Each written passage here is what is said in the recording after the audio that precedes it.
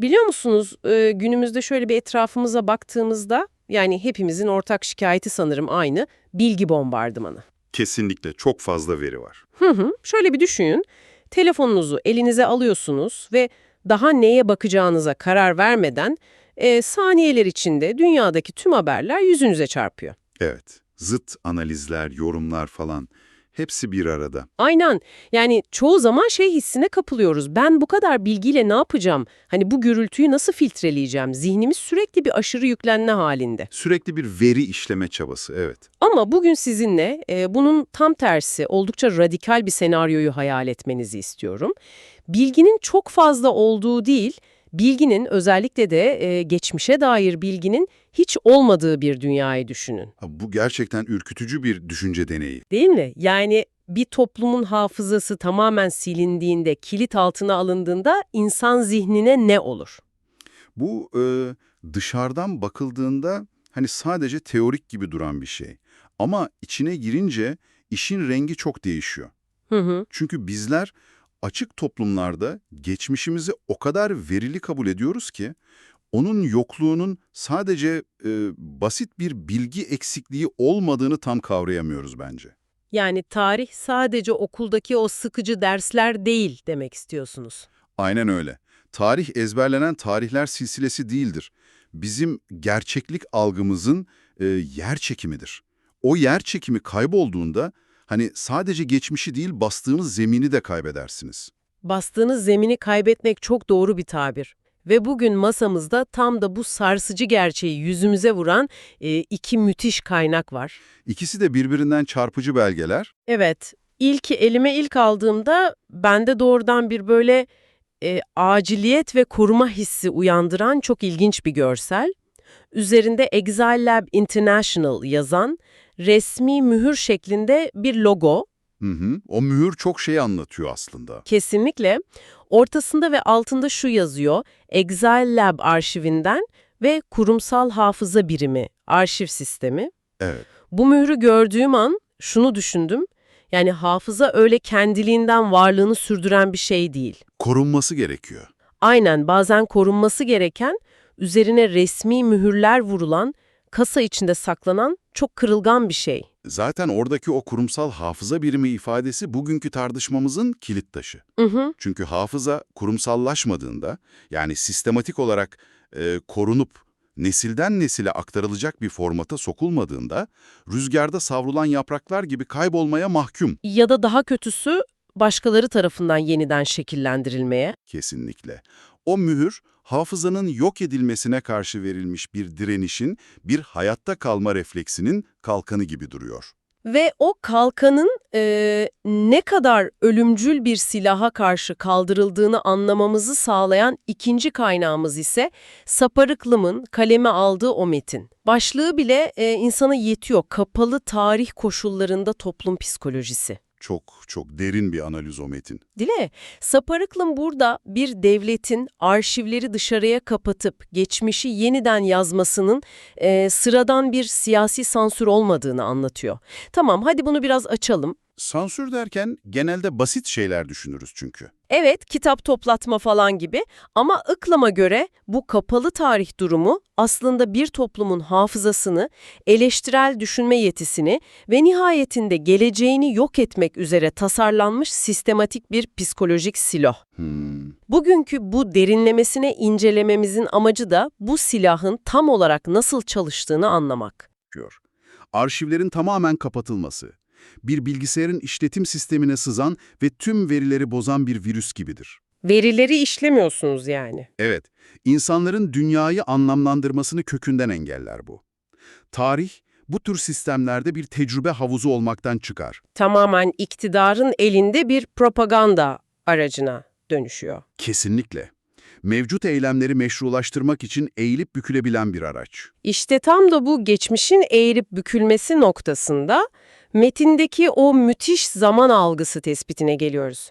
Hafıza silindiğinde zaman algısı da çöküyor. Kopuk zaman meselesi, evet. Saparıklım bunu kopuk zaman, yani İngilizce'deki o çarpıcı ruptured time kavramıyla açıklıyor. Geçmiş gizlendiğinde toplum nedensellik bağlarını kaybediyor. Burada asıl büyüleyici olan şey şu, kopuk zaman dediğimiz şey sadece bir iki savaşı bilmemek gibi sıradan bir bilgi eksikliği değil. Değil, evet. Bu toplumun sonsuz bir şimdiki zaman halinin içine hapsedilmesidir. Sonsuz bir şimdiki zaman. Yani insan zihni karşılaştırmalar yaparak çalışır, bugünü değerlendirirken dünü referans alırız. A olayının yaşanmasının B'ye yol açtığını biliriz. Nedensellik aklın pusulası yani. Aynen. Ama geçmiş ortadan kaldırıldığında tarihsel çizgi aniden kopar.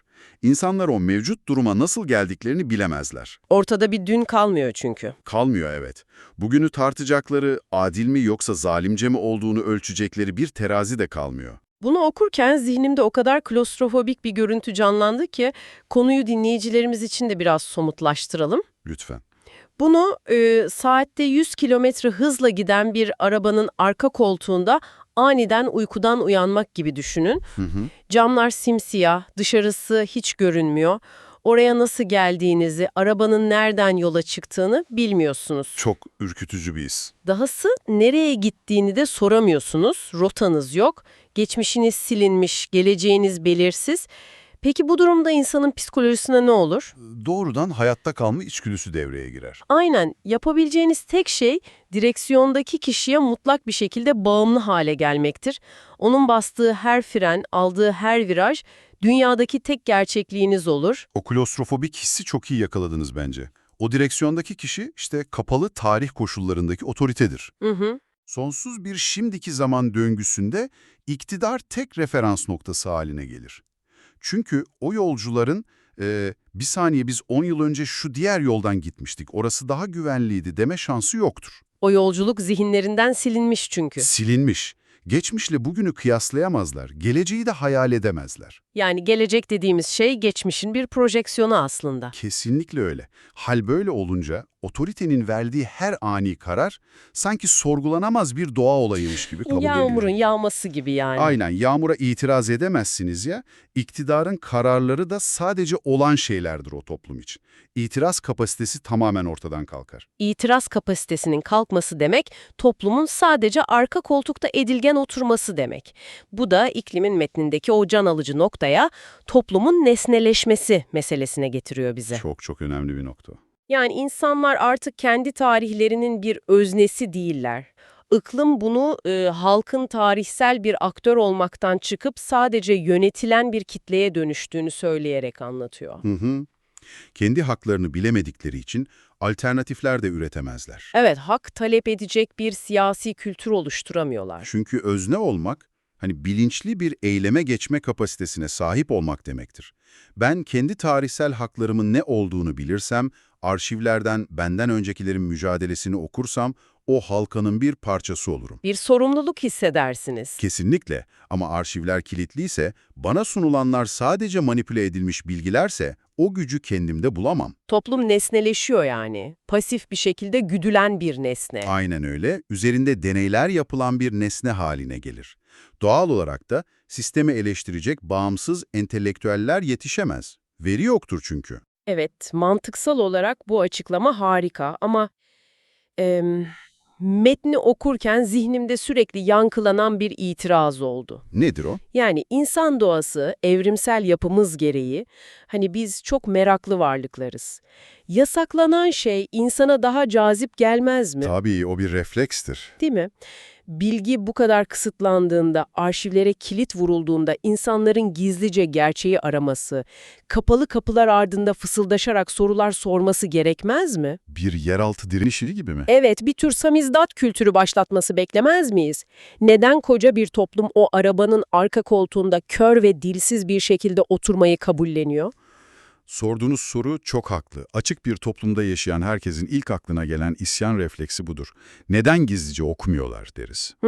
Ama Sapari metninde sistemin bu doğal merakı zamanla nasıl bir bilgi korkusuna dönüştürdüğünü çok ince analiz ediyor. Bilgi korkusu. Evet, eğer otorite bilgiyi 3-5 yıl yasaklarsa, dediğiniz gibi müthiş bir yeraltı direnişi doğar. Ama bu uzun sürerse... Bu kısıtlama 10 yıllar boyunca kesintisiz devam ettiğinde, insan psikolojisi mutasyona uğrar. Vay canına. Bilgi artık sizi özgürleştiren bir araç olmaktan çıkar, bilgi hapis demektir, işkence demektir. Hayatınızı mahvedecek somut bir tehlike olarak algılanır. Yani bilgi kavramının kendisi adeta zehirli bir şeye, bir tür radyoaktif maddeye dönüşüyor. Yaklaşırsanız aydınlanmıyorsunuz, yanıyorsunuz. Kusursuz bir tanım. Radyoaktif bir madde, evet. O sistemin içinde büyüyen biri için neden sorusunu sormak intihara meyilli bir eylemdir. Hayatta kalma içgüdüsüne kers yani. Kesinlikle. Sistemin kuralı nettir. Sorular sorun yaratır ve cevaplar hep cezalandırılır. Bir süre sonra merak içgüdüsü buz gibi bir korkuya bırakır yerini. Sadece polisten korktukları için değil yani. Hayır, bilginin bizzat kendisinin onlara zarar vereceğine inandıkları için öğrenmekten kaçarlar.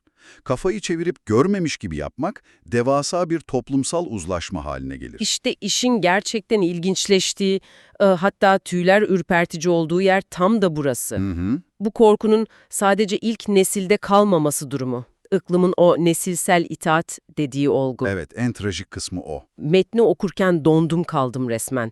Bu sessizlik, bu soru sormama yasağı, hani devletin polisinden çok daha önce bizzat evin içinde anne baba tarafından çocuklara aktarılıyor. Akşam yemek masalarında.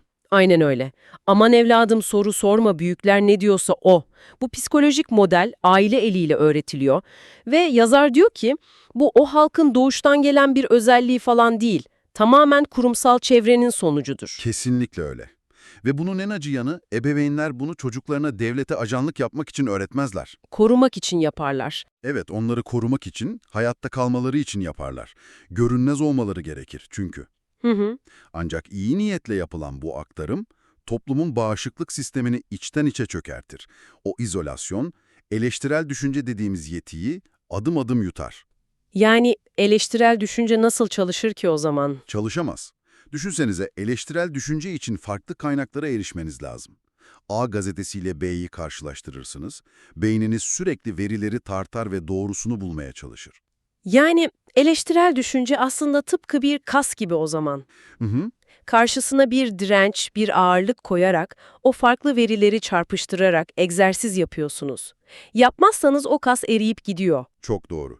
İşte tüm bu kaynaklar, tüm o karşılaştırma materyalleri ortadan kalktığında, zihnin egzersiz yapabileceği veri kalmadığında, o eleştirel düşünce kasları körelir. Atrofiye uğrar yani. Evet.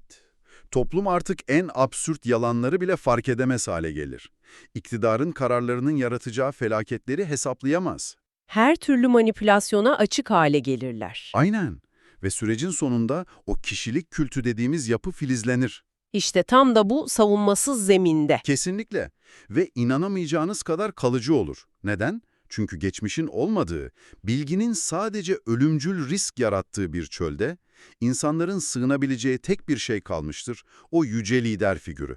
O kült, boşluğu dolduran tek varlıktır artık. O büyük boşluğun doldurulması. Tüm bu konuştuklarımızı üst üste koyduğumuzda ortada devasa bir kara delik var. Kocaman bir boşluk. Düşünün, geçmişiniz yok, eleştirel düşünceniz elinizden alınmış, gerçek anlamda bir ilerleme yok. Peki sistem günlük hayatta, hani sokaktaki vatandaşın gözündeki bu devasa boşluğu neyle dolduruyor? İşte burası çok kritik. Topluma, bakın biz harika işler başarıyoruz demek için ne kullanıyorlar? Iklımın metninde o vitrin projeler tam burada devreye giriyor. Gerçek bir kurum olmadığı için devasa altın varaklı saraylar, mermer şehir meydanları, bomboş devasa havalimanları inşa ediliyor. Göz kamaştırıcı ama tamamen işlevsiz, boş yapılar. Evet, yani bu tıpkı koca bir ülke boyutunda bir film seti inşa etmeye benziyor. Film seti analojisi çok yerinde. Hani o eski Western filmlerinde kameranın açısından bakarsanız devasa taş banka binaları vardır ama arkasına geçtiğinizde sadece çürük tahta iskeleler görürsünüz. İçi boştur. Hı hı. Kapalı tarih koşullarındaki rejimlerin diktiği vitrin semboller tam olarak budur. Önden bakınca sizi küçücük hissettirir ama arkasında hiçbir kurumsal işleyiş yoktur.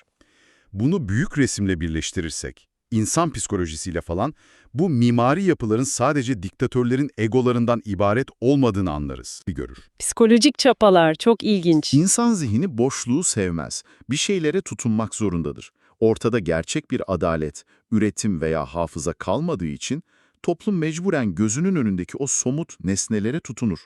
beton yığınlarına yani. Aynen, o mermer yığınlarını başarının kanıtı olarak algılamaya başlarlar. Başka dayanak kalmadığı için mimari tarihin ve gerçeğin yerini alır. Toplum betona bakıp biz ne kadar büyük bir milletiz der yani. Evet. Çünkü beton somuttur, oradadır. Kurumların içinin ne kadar çürük olduğunu, o iskeleleri göremedikleri için asıl yıkımı fark edemezler. Peki tüm bunlar ne anlama geliyor? Bütün bu mekanizmaları, zaman algısının kopmasını, bireylerin nesneleşmesini, o bilgi korkusunu ve gerçeğin yerini alan mermer illüzyonlarını bir araya getirdiğimizde ne kalıyor elimizde? Saper İklim metninin sonunda bize o acımasız nihai gerçeği söylüyor aslında. Neymiş o? Bu hastalıklı toplumsal psikoloji tesadüfen oluşmaz veya sadece beceriksiz bir yönetim sonucu değildir. Bu bilinçli bir tasarım, bir toplum mühendisliğidir. Çok sistemli bir yozlaşma politikası. Kesinlikle. Eleştirel düşünceyi ezmek, tarihsel hafızayı yok etmek, nesilsel itaati yaratmak ve kişiliği olmayan bir kişilik kültünü kalıcı hale getirmek için tasarlanmıştır. Tahta iskelelerin üzerindeki mermer cepheler çöktüğünde geriye bir şey kalmıyor. Kalmıyor. Çünkü asıl hedef zaten çöküş anına kadar toplumu sömürmektir. Kapalı tarih, toplumun ruhunu emen o görünmez temeldir işte. İnanılmaz bir tasvir. İnsanın kanını donduruyor ama gözünü de açıyor. Kesinlikle. İşte tam bu noktada o ilk baştaki kaynağımıza, Exilab kurumsal hafıza birimi mührüne geri dönmek istiyorum. O logonun neden o kadar hayati önem taşıdığını şimdi çok daha net anlıyorum. O mühür bir kalkan demiştik başta. Evet, siz dinleyicilerimize de bunu hatırlatmak isterim. Arşivler, kütüphaneler, bağımsız kurumlar sadece sıkıcı kağıt parçaları değildir. Onlar bir toplumun manipülasyona karşı hayatta kalmasını sağlayan yegane bağışıklık sistemidir. Kesinlikle. İnsanı insan yapan şey hafızasıdır. Toplumu toplum yapan da ortak geçmişidir. Hafızayı, arşivleri korumak sadece geçmişe bir vefa borcu değil. Doğrudan geleceğimizi korumaktır. O arabanın rotasını çizmektir. Kesinlikle öyle. Tüm bu sohbetimizin üzerine kaynaklarda doğrudan geçmeyen ama aklınızı kurcalayacak, kışkırtıcı bir soruyla bugünkü incelememizi noktalamak istiyorum. Merakla bekliyorum. Şovun başında hepimiz fiziksel bir bilgi eksikliğinden değil, aşırı bilgi yüklemesinden muzdaribiz dedik ya. Evet. Peki ya her saniye güvendiğimiz tüm o dijital arşivler, bulut sistemleri, bir gün hiçbir fiziksel kitap yakılmadan, hani sadece arkadaki bir algoritma tarafından sessizce değiştirilse, silinse ne olur? O çok korkutucu bir senaryo. Hiçbir şeyin farkına varmadan o sonsuz şimdiki zamanımıza hapsolmamız, o arabanın arka koltuğunda uyanmamız ne kadar sürerdi? Bilginin dijital rüzgarda bir tıklı değişebildiği bir çağda o arabanın direksiyonunda kimin oturduğunu daha ne kadar fark edebileceğiz? Harika bir soru gerçekten. Üzerine çokça düşünülmesi gerekiyor. Bir sonraki sohbetimize kadar meraklı kalın.